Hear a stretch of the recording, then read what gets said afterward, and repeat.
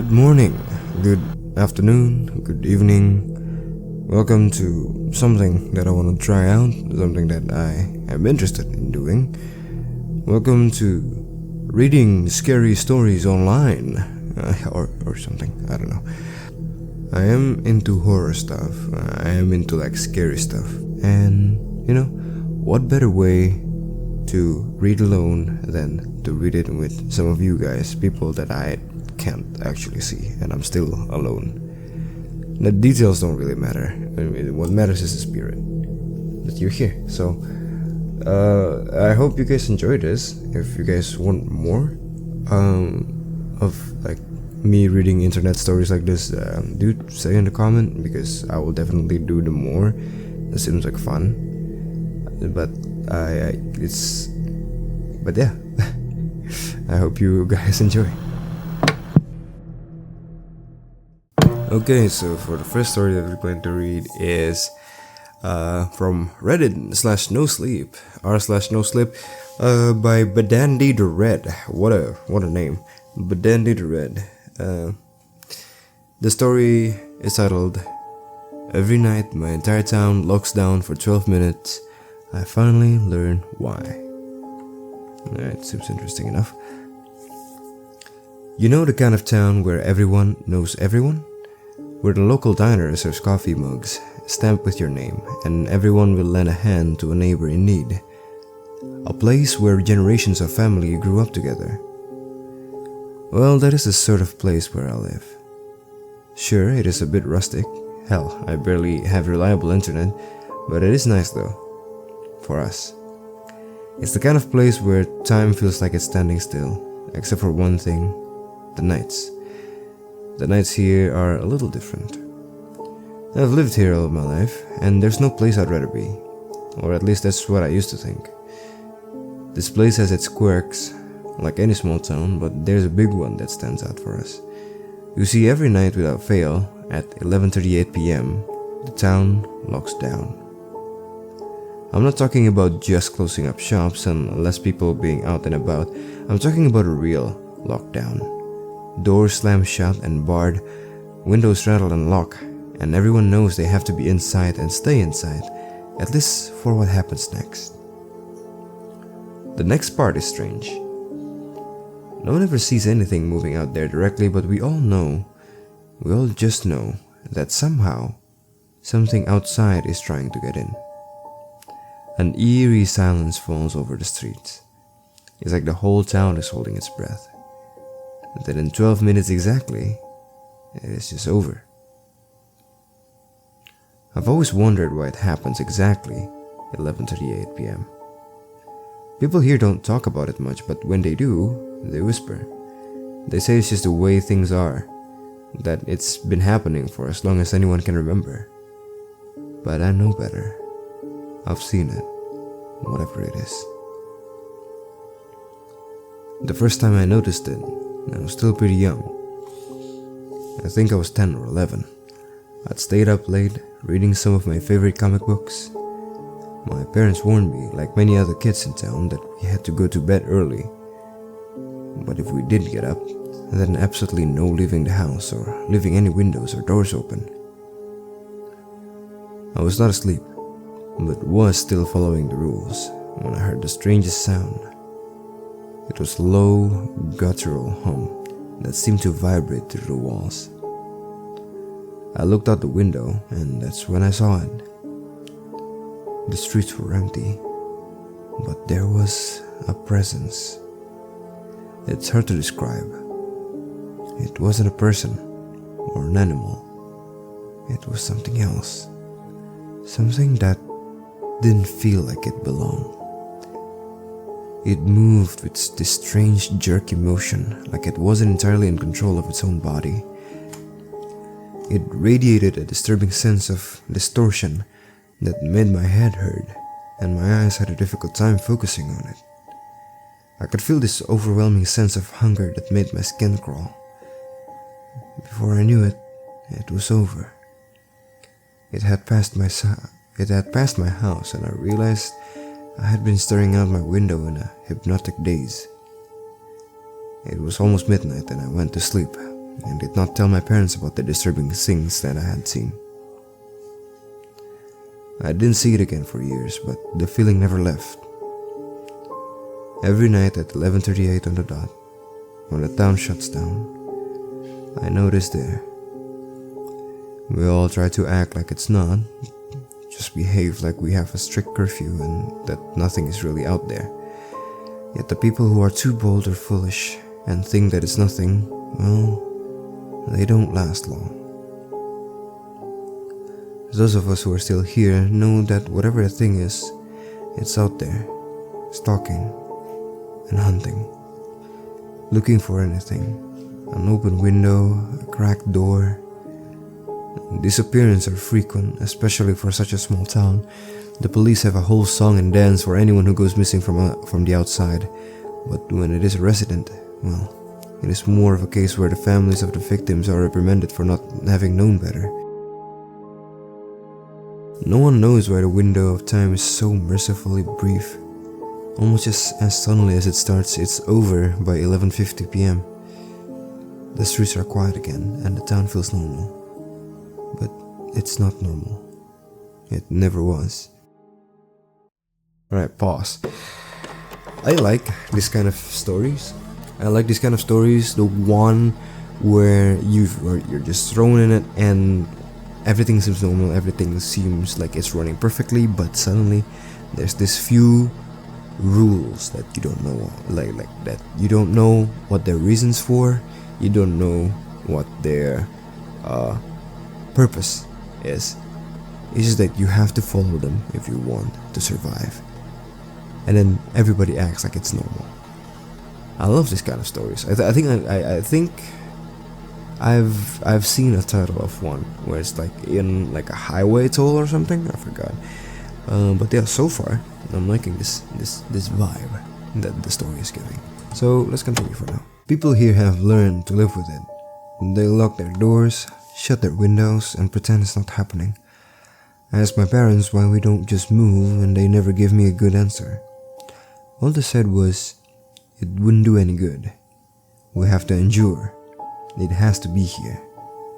It is safer for everyone if it's here. It did not make sense. I know people can get attached to places, but it felt crazy to me. I couldn't just pretend this was normal, not after what I saw, not after what I felt. There was something out there, and it was worse than anyone would believe. It was just recently that I saw it again. A normal night, at least as normal as nights could be in my town. I was ready to go to bed when I noticed that my cat Quincy was missing. I looked everywhere but I couldn't find him. Then I heard something and looked through the window to spot a familiar shape, and my heart sank. He was outside. He must have gotten out when I had come home earlier and was sauntering along the sidewalk, clueless to the impending danger. The time was 11:36. I had no idea if the creature did anything to animals, but I did not want to find out. I had never let Quincy outside before, and he did not come back to my shouted calls for his return. I had to do something dangerous and stupid to save him. I rushed outside, sprinting towards him and trying to grab him and bring him in before it was too late. I managed to reach him and pick him up, but then I froze when I sensed a presence as I was scrambling back to my door. Quincy's ears folded back and he hissed. I felt paralyzed, and then I thought I saw it again. It was different this time, larger and more overwhelming than before. Its presence seemed to fill the entire street, pressing against the houses like an unseen force. I tried to run, but my legs wouldn't move. I was frozen in place, my breath caught in my throat. To my horror, it seemed to finally regard me. Quincy jumped out of my hand and ran back to my house. He had fortunately evaded whatever interest the thing might have had with him. The creature's head twisted unnaturally in my direction, its distorted feature coalescing into a more recognizable shape. staring into the grotesque visage forced a scream out of me as I beheld the blasphemous impossibility. I turned and sprinted away, screaming like a maniac, my heart hammering against my ribcage with such force that each beat felt like it might crack my chest open. The sound of its pursuit echoed behind me, a wet slapping noise like a monstrous jellyfish gliding across the ground. Its deafening roar filled the air, shaking the ground beneath my feet as I ran for my life. I did not know if I could get away. No one I knew had been outside and survived. I ducked into an alley, my hands shaking as I pressed myself against the wall. My breath came in short, sharp gasps, and I could feel sweat dripping down my face. I didn't dare look around the corner. I didn't dare move. And then I heard the harrowing screams.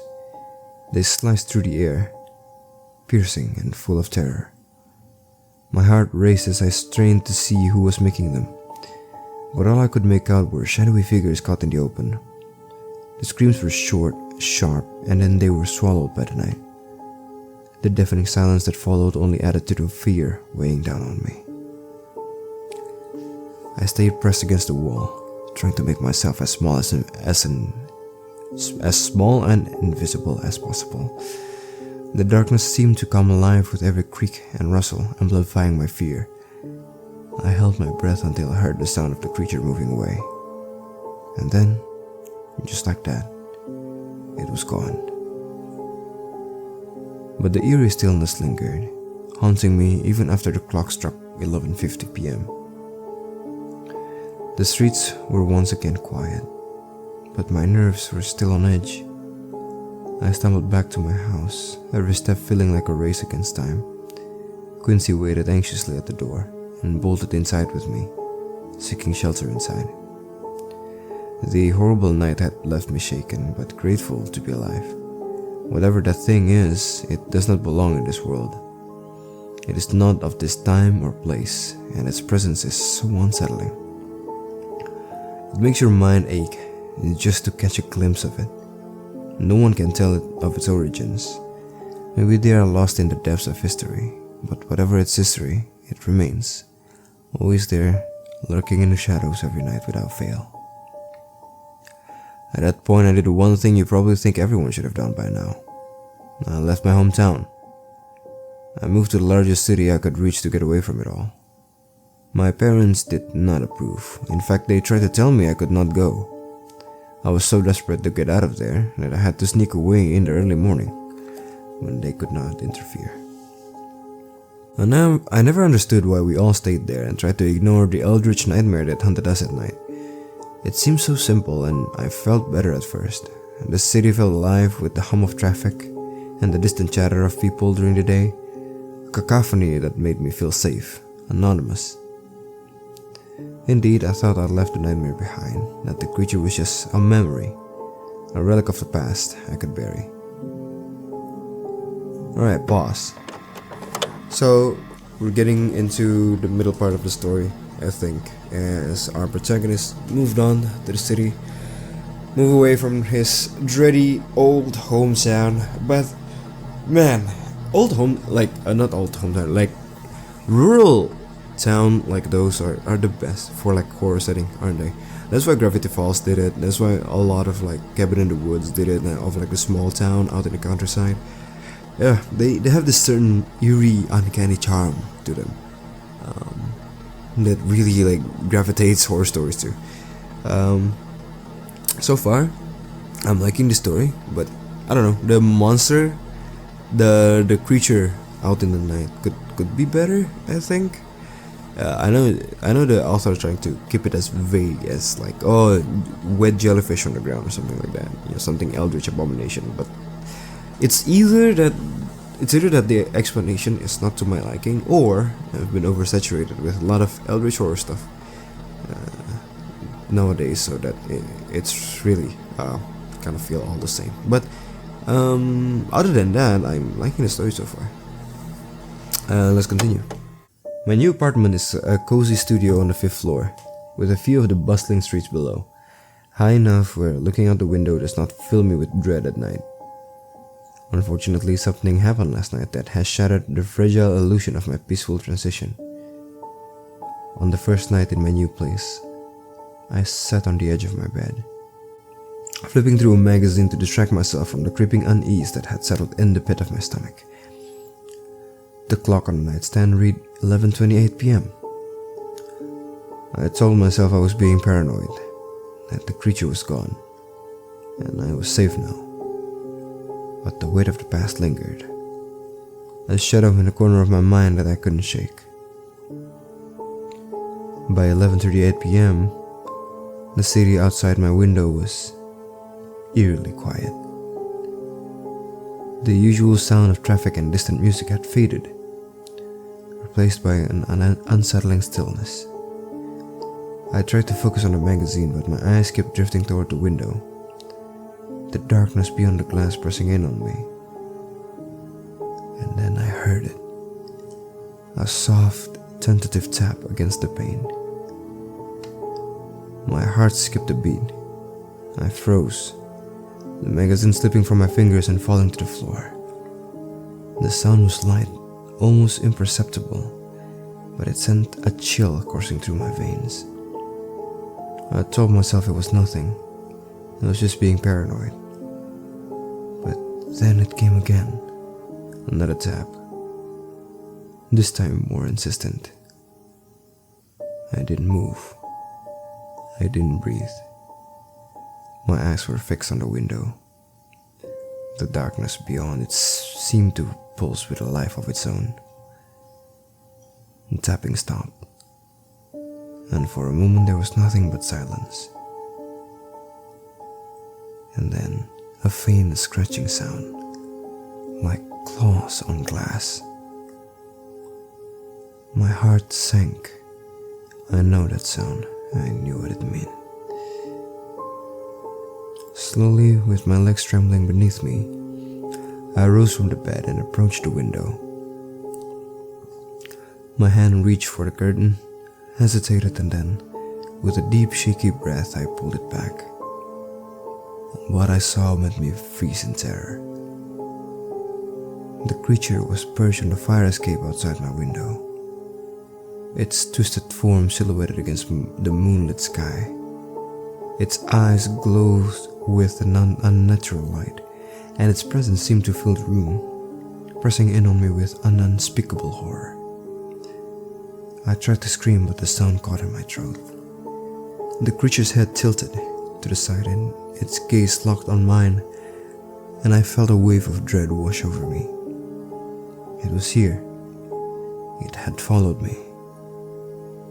And then, as if in slow motion, its mouth opened, revealing rows of jagged teeth, and it let out a low, guttural growl.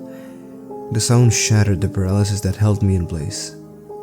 I stumbled back, my voice finally breaking free in a raw, terrified scream. The creature's form seemed to blur and shift, its presence filling the room with an unspeakable darkness, and then everything went black. I regained consciousness, and I know it is not over. There is no escape from this thing that has followed me. I considered what my parents had said when I asked them why we never moved. And then, with a dawning horror, I realized the truth of their words. It's safer for everyone if it's here.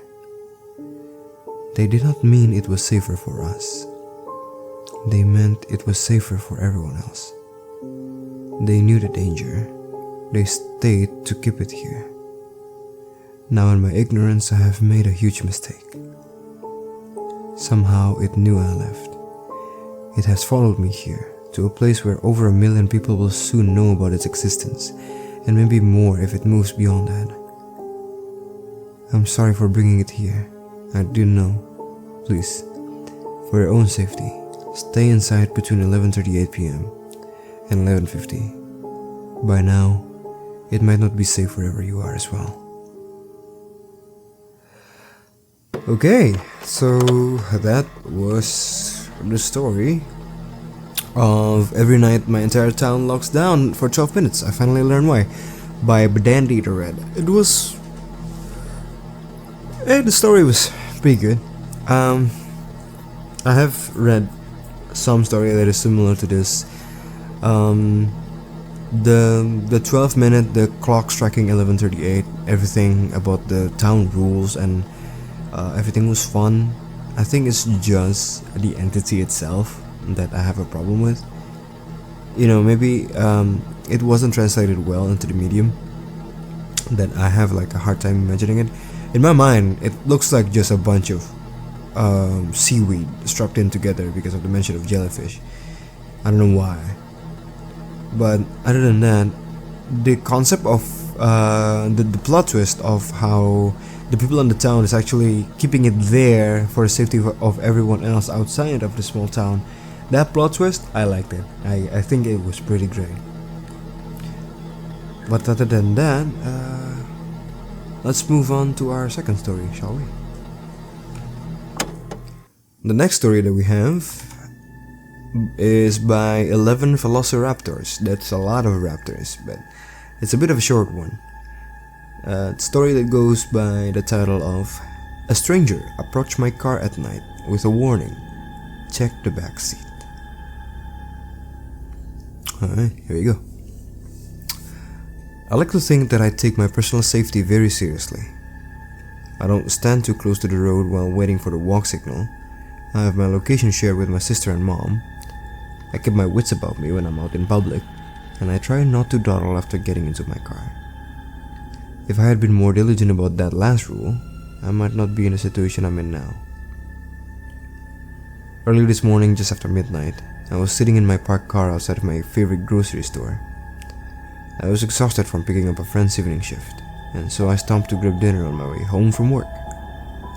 The store is in an isolated part of town, but I had never felt unsafe in the area. And then again, I'd never been so late at night. The second I exited the store with my purchase, the old cashier closed up shop for the night and turned off all the lights in the building. And for some reason, I did something I never do. I started eating in my car. As a precaution, I try to not linger in isolated parking lots, especially as a young woman who often has to run errands after dark. Maybe it was the hunger, or maybe the fact that due to a recent breakup, my house hasn't felt all that welcoming in the past few weeks.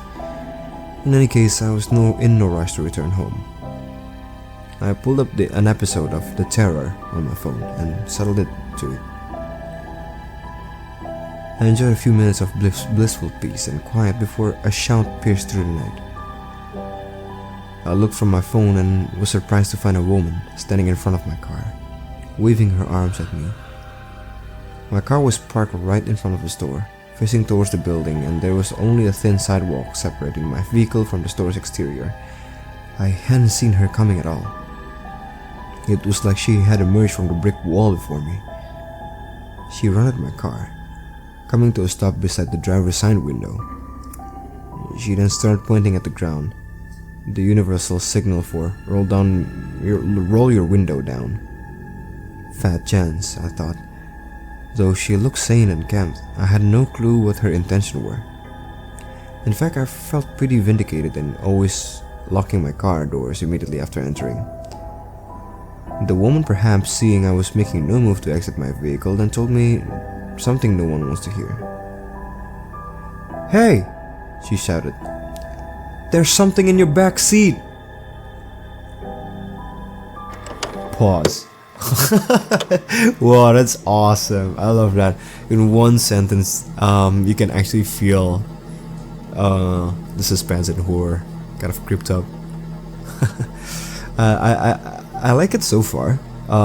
This seems to be a shorter story too, so I appreciate that. I appreciate people who can do build up and then suspense in like a shorter form of story.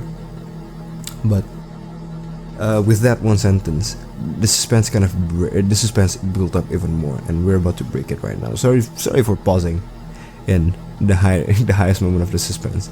I mean, if you want like a normal way to read through horror story, there are many other videos like that out there. But let's continue. My mouth went dry.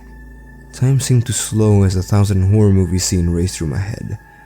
I could almost feel the piano wire digging into my neck, the barrel pressing into my temple. I undid my seatbelt and prepared to launch myself out of the car.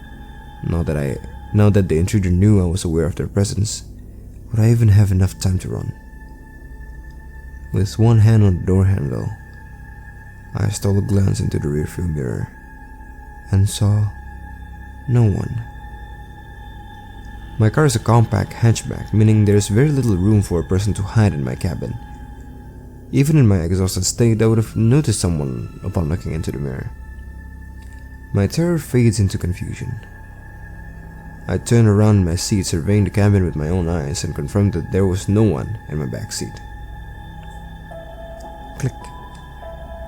When I turned around, the woman had taken another step closer to my car. Her body was barely a foot from my door, and her fingers were wrapped around the handle. There were a few more deep clicks as she tried unsuccessfully to open the locked door. I raised my gaze and she gave me an odd smile, as though she and I were sharing a private joke. For the first time, using the faint glow of the street lamp, I took a closer look at the woman's face. Her skin was stretched tightly across her skull, making her thin mouth and nostrils appear as though they had been cut onto her. Her eyes were deep-set and ovate, and her teeth seemed to both too small and too numerous. I allowed myself a brief moment to gawk at the face before me, and then I threw my car into reverse and hightailed it out of the lot. For a few disheartening seconds, the woman held onto the door, keeping in step with my vehicle as I backed up. Luckily, she soon let go, and I drove away, my mind racing with the realization that the woman was trying to bait me out of my car. Even more disturbing was the fact that it had almost worked.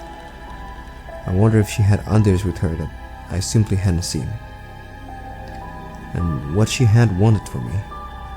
I hope I had narrowly escaped a robbery as opposed to something much more sinister.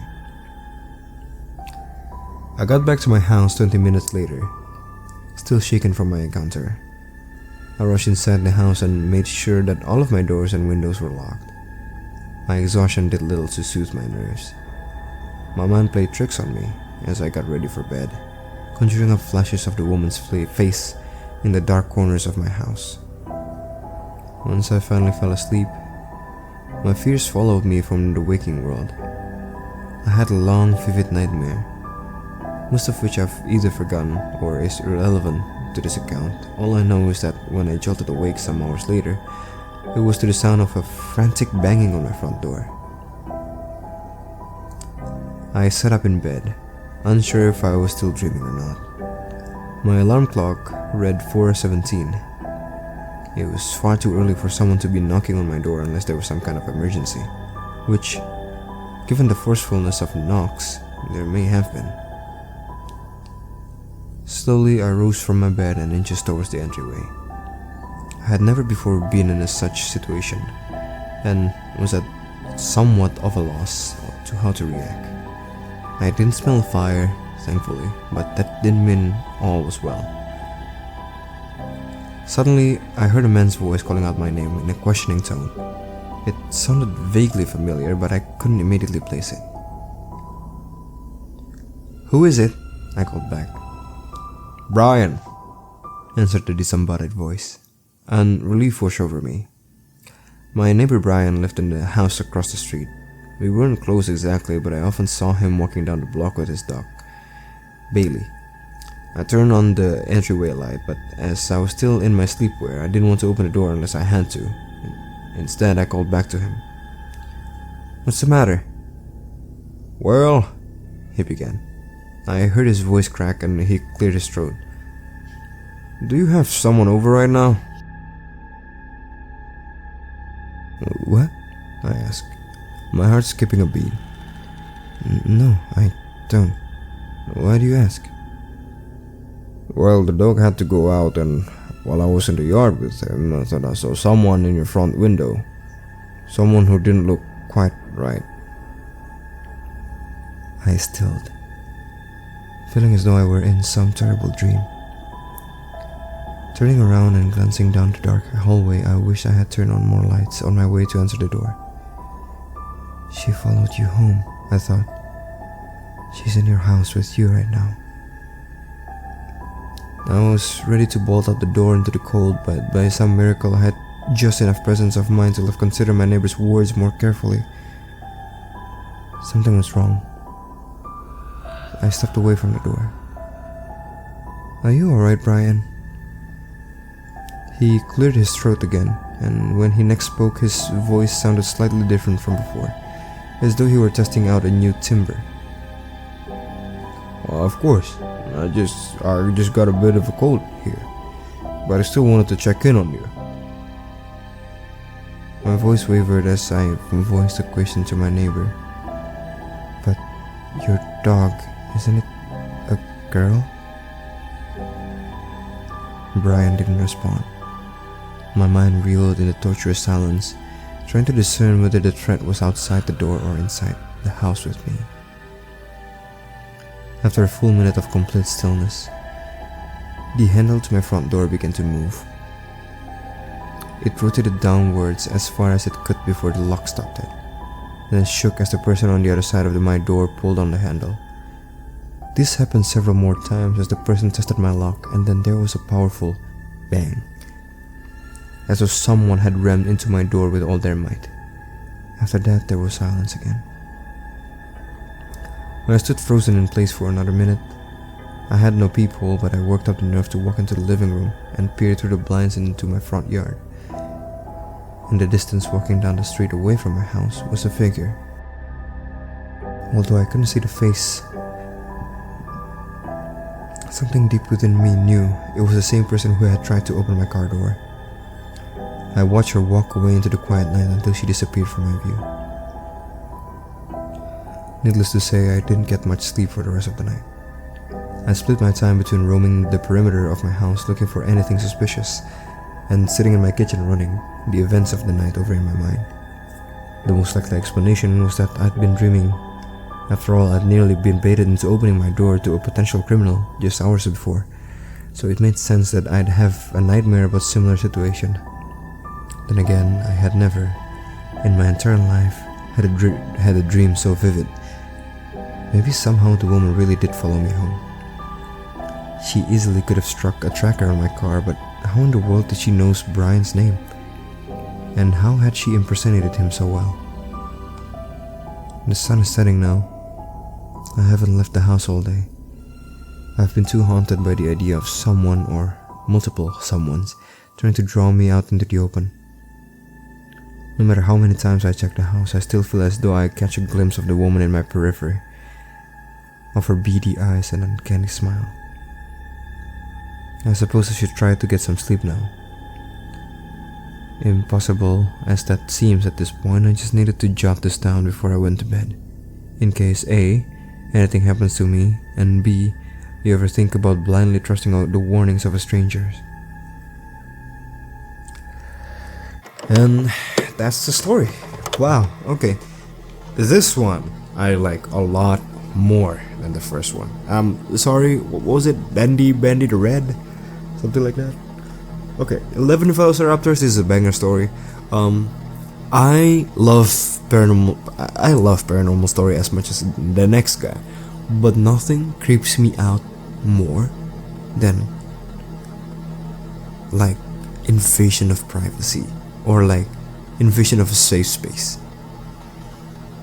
That shit scares me because it's a palpable, reasonable, rational fear to have, like home invasions and shit.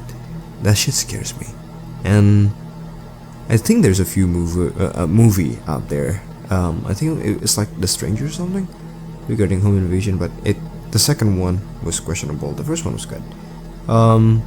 It really taps into that fear of your safe space being invaded by a stranger that is dangerous, and this story is just that. The fact that we don't know if the lady is supernatural or not is also fucking great. I love the sense of mystery surrounding this entity, which is this lady. The fact that she can change how she sounds, the fact that she can track her to her home, and also I think this story overall is just the narratives in the narrative sense. the description that is given by the author here really invokes your senses and really plays into that fear of feeling in the moment. But yeah, a stranger approached my car at night by 11 velociraptors. I will give this story 8.2 out of 10. And every night my entire town locks down for 12 minutes. I finally learned why. A story by Badandy the Red. I will give this one I would say 5.3. Sorry, I am quite critical when it comes to horror story. It's pretty good. It's 5 is kind of like the middle of the road, so 5.3. You're still making it above the average. So yeah, that's it for tonight's reading of our horror story. I hope you all enjoyed this as much as I did, and if you want to see more of this horror read-through, please comment and say so. Like the video only if you like the video, and I'll catch all of you later. Johnny.